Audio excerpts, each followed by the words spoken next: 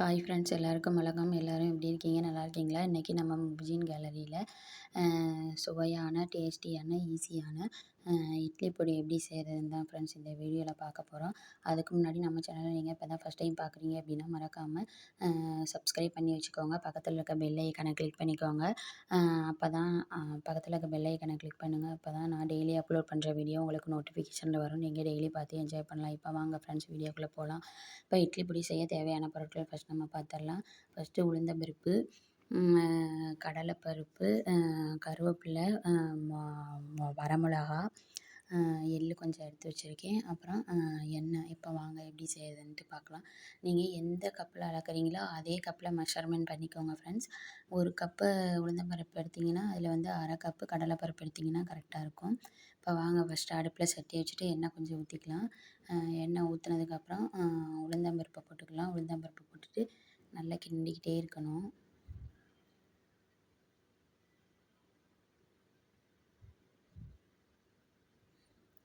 உளுந்தம்பருப்பு போட்டதுக்கப்புறம் கிண்டிகிட்டே இருங்க ஃப்ரெண்ட்ஸ். அப்புறம் அடி பிடிச்சிரும். அப்புறம் வந்து உங்களுக்கு பொன்னிறமாக வராது. அதனால் கொஞ்சம் ஒரு 8-9 நிமிஷம் ஆகும் ஃப்ரெண்ட்ஸ். கிண்டிக்கிட்டே தான் இருக்கணும் கைவிடாமல். கைவிட்டிங்கன்னா வந்து அடி பிடிச்சிரும். அதனால் கைவிடாமல் கிண்டிக்கிட்டே இருங்க.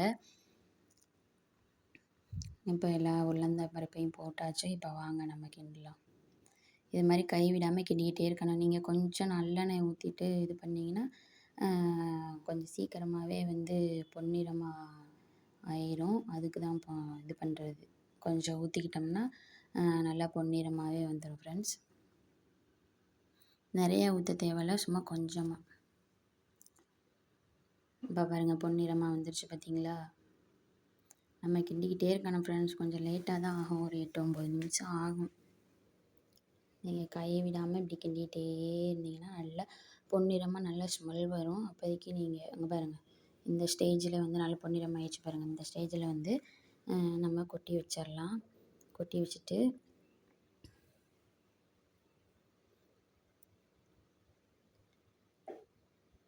கொஞ்சம் நேரம் இருக்கட்டும். வாங்க போய் எடுத்துடலாம்.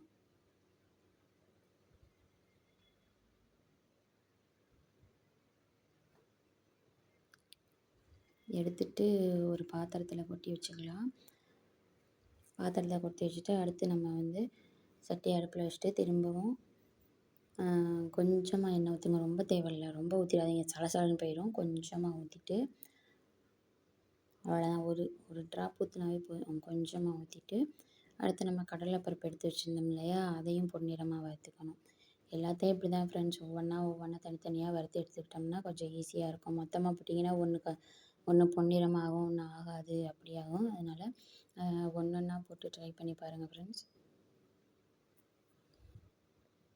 இதையும் நல்லா பொன்னிறமாக வறுத்துட்டு எடுத்துக்கலாம். நீங்களே வீட்டில் எப்படி இட்லி இப்படி செய்வீங்க அப்படின்னு சொல்லி கமெண்ட்ஸில் சொல்லுங்கள் ஃப்ரெண்ட்ஸ். இது ரொம்ப ஈஸியாகவே இருக்கும், ரொம்ப டேஸ்ட்டாகவும் இருந்துச்சு. இது ஈஸியான கொஞ்சம் லேட்டு தான் ஆகும். கொஞ்சம் ஒரு 10 ஒவ்வொரு இதுவும் வந்து இது பண்ணணும்ல, பொன்னிறம் ஆகிற வரைக்கும் வறுத்துக்கிட்டே இருக்கணும். அதுதான் கொஞ்சம் லேட் ஆகும். மற்றபடி அரைச்சிட்டு டக்குன்னு எடுத்துடலாம் ஃப்ரெண்ட்ஸ்.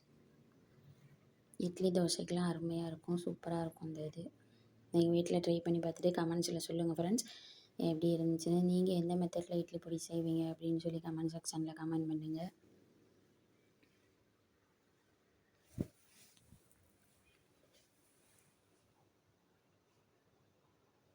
இப்போ இதே எடுத்து கொட்டி வச்சிடலாம். அடுத்து நம்ம எள் எடுத்து வச்சுருந்தோம்ல, எள் வந்து நான் வந்து ஒரு 3 ஸ்பூன் தான் ஃப்ரெண்ட்ஸ் எடுத்திருக்கேன்.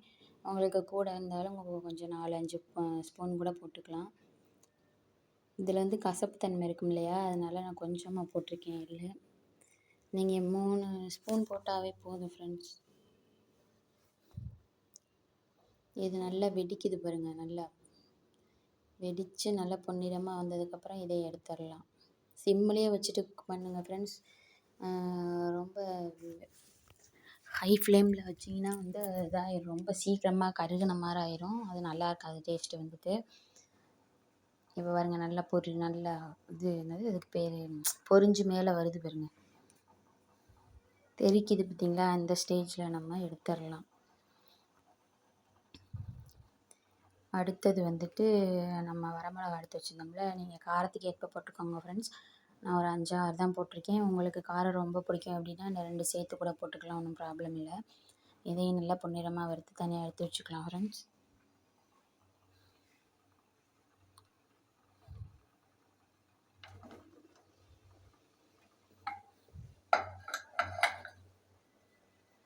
கொஞ்சம் காரம் போட்டால் கொஞ்சம் நல்லா தான் இருக்கும்.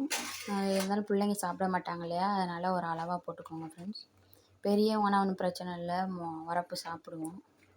உங்கள் குழந்தைங்க உரப்பு சாப்பிடுவாங்க அப்படின்னா கொஞ்சம் எக்ஸ்ட்ராவே போட்டுக்கோங்க. அதையும் எடுத்து வச்சாச்சு. அப்புறம் நம்ம வந்துட்டு இது கருவேப்பிலை எடுத்து வச்சுருந்தோம்ல, அதை கொஞ்சமாக போட்டு அதையும் வறுத்துக்கலாம்.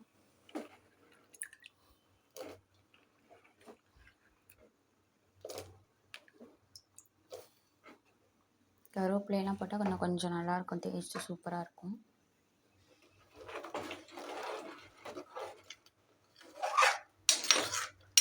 கொஞ்சம் வந்து இது மாதிரி கொஞ்சம் பொன்னிறமாக ஆகிற வரைக்கும் வந்து இது பண்ணிக்கிட்டே இருக்கணும். அதுதான் கொஞ்சம் லேட் ஆகும் ஃப்ரெண்ட்ஸ். மற்றபடி ஈஸியாக செஞ்சிடலாம். எல்லாத்தையும் போட்டு பொன்னிறமாக ஆகிற வரைக்கும் வறுத்து வறுத்து வறுத்து வறுத்து எடுத்து வச்சுட்டு அப்புறம் மொத்தமாக எல்லாத்தையும் அரைச்சிட வேண்டியதான். பாப்பாவுக்குன்னா இட்லி பொடினா ரொம்ப பிடிக்கும். செஞ்சே ரொம்ப நாளாச்சு, அதனால் செய்யறதே இல்லை. இப்போ தான் செஞ்சு டைம் கிடைக்கும். இது மாதிரி எல்லாத்தையும் ஒரு தட்டில் போட்டு வச்சுக்கிட்டேன் ஃப்ரெண்ட்ஸ். அப்புறம் வந்து லாஸ்ட்டாக கொஞ்சம் வந்து இது பெருங்காயத்தூள் வந்து கொஞ்சம் சேர்த்துக்கோங்க. உங்கள்கிட்ட பெருங்காயத்தூள் இல்லைன்னா கட்டி இருந்துச்சுன்னா கூட அதை கூட போட்டுக்கலாம். நான் பெருங்காயத்தூள் தான் கொஞ்சம் தூவி விடுறேன். அதெல்லாம் போட்டுட்டு நல்லா ஆற விட்டுருங்க ஃப்ரெண்ட்ஸ். சூட்டோடு அரைச்சிங்கன்னா அது ஒரு மாதிரி இதாகிடும், கட்டி கட்டியாக ஆன மாதிரி ஆயிரும். இப்போ சூடு வந்து நல்லா ஆறிடுச்சு, ஆற வச்சுட்டேன். இப்போ வாங்க மிக்ஸி ஜாரில் போட்டு நம்ம அரைக்கலாம். மிக்ஸி ஜார் நீங்கள் பெரிய மிக்ஸி ஜாராக இருந்துச்சுன்னா ஒரு இதிலே போட்டுடலாம் ஃப்ரெண்ட்ஸ். சின்னதாக இருந்துச்சுன்னா 2 டைம் போட்டுக்கோங்க. ஒரே இதில் போட்டிங்கன்னா சுத்தாது. அதனால் நான் வந்து பெருசு வச்சுருக்கனால ஒன்றாவே போட்டுறேன், முழுசாகவே போட்டு அரைச்சிட்றேன் ஃப்ரெண்ட்ஸ்.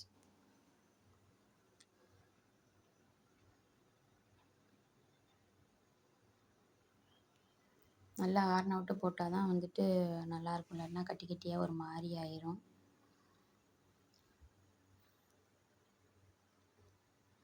நல்லாவே ஆறிடுச்சு, ஃபேனில் போட்டு ஆற வச்சுட்டேன், அதனால் ஆறிடுச்சு நல்லாவே.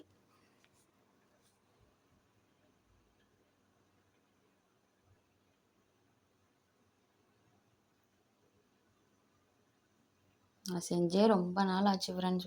ஒரு வருஷத்துக்கிட்ட இருக்கும் இட்லி பொடி செஞ்சே. செய்யறதே இல்லை. இப்போ தான் சரி டைம் இருக்கவும் சரி செஞ்சேன். அப்புறம் அரைக்க போகிறதுக்கு முன்னாடி கொஞ்சோண்டு உப்பு போட்டுக்கோங்க, உங்களுக்கு தேவையான அளவுக்கு.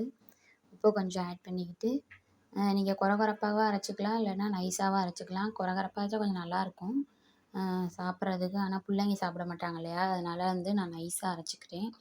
உங்களுக்கு எந்த பதத்தில் வேணுமோ அந்த அளவுக்கு நீங்கள் அரைச்சிக்கிட்டு எடுத்துக்கோங்க ஃப்ரெண்ட்ஸ்.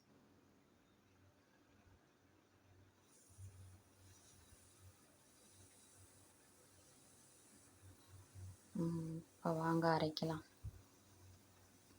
சுவிட்சை போட்டாச்சு, மிக்சியை ஓட்டலாம் வாங்க.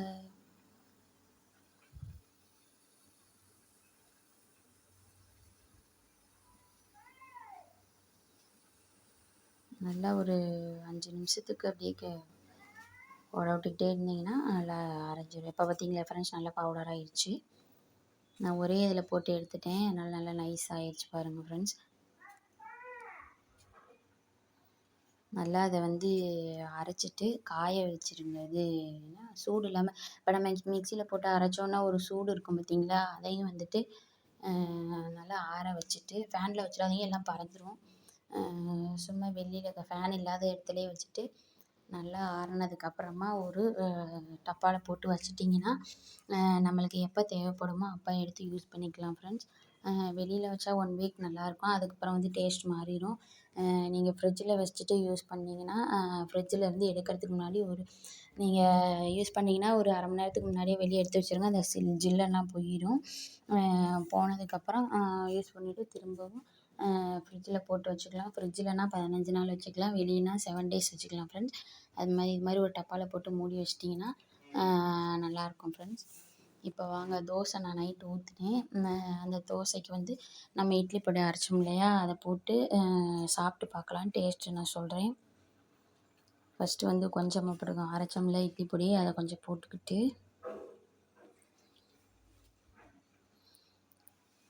சூப்பராக இருக்கும் ஃப்ரெண்ட்ஸ். இது இருங்க டேஸ்ட் பண்ணி பார்த்துட்டு எப்படி இருக்குன்னு சொல்கிறேன்.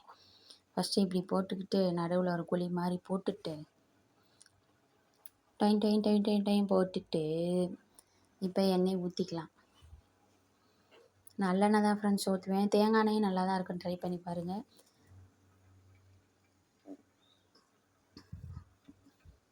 தேங்காய் எண்ணெய் ஊற்றி ட்ரை பண்ணிங்கன்னா கொஞ்சம் டேஸ்ட் வந்து கொஞ்சம் டிஃபர் ஆகும், அவ்வளோதான்.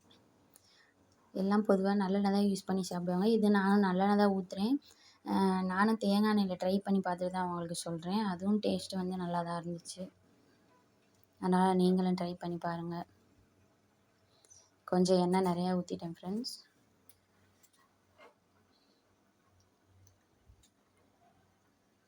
இருங்க இப்போவே டேஸ்ட் பண்ணி பார்க்கலாம். நிறையா இருந்தால் என்னன்னு பார்க்கலாம். இப்போ வாவ், டேஸ்ட்டு வேறு லெவல் ஃப்ரெண்ட்ஸ். சூப்பராக இருக்குது. வாசமும் செம்ம டேஸ்ட்டாக இருக்குது ஃப்ரெண்ட்ஸ். நீங்களும் இது மாதிரி வீட்டில் ட்ரை பண்ணி பாருங்கள் ஃப்ரெண்ட்ஸ்.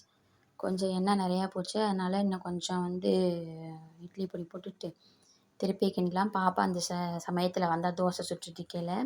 இப்போ இருங்க பாப்பாவுக்கு கொடுத்து பார்க்கலாம், எப்படி இருக்குன்னு சொல்கிறான்னு பார்க்கலாம். தாங்க தோசை சாப்பாடு அடித்தாங்க அழகு சாப்பிட்றேன்னு சொல்கிற பாப்பா. இருங்க அப்போ பாப்பாவுக்கு தொட்டு கொடுத்து பார்க்கலாம், எப்படி இருக்குன்னு சொல்லலான்னு பார்க்கலாம்.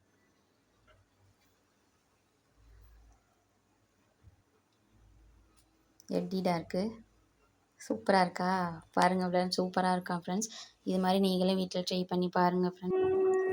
ஓகே ஃப்ரெண்ட்ஸ், அடுத்த ஒரு இன்ட்ரெஸ்டிங்கான வீடியோவில் மீட் பண்ணலாம். நீங்களே இது மாதிரி வீட்டில் ட்ரை பண்ணி பார்த்துட்டு எப்படி இருக்குன்னு கமெண்ட்ஸில் சொல்லுங்கள் ஃப்ரெண்ட்ஸ். டேஸ்ட்டு வேறு லெவலில் இருந்துச்சு. இந்த வீடியோ உங்களுக்கு பிடிச்சிருந்தா மறக்காமல் லைக் பண்ணி உங்கள் ஃப்ரெண்ட்ஸ் அண்ட் ஃபேமிலிக்கு ஷேர் பண்ணுங்கள் ஃப்ரெண்ட்ஸ். அடுத்த ஒரு இன்ட்ரெஸ்டிங்கான வீடியோவில் மீட் பண்ணலாம். Okay friends, bye bye bye by.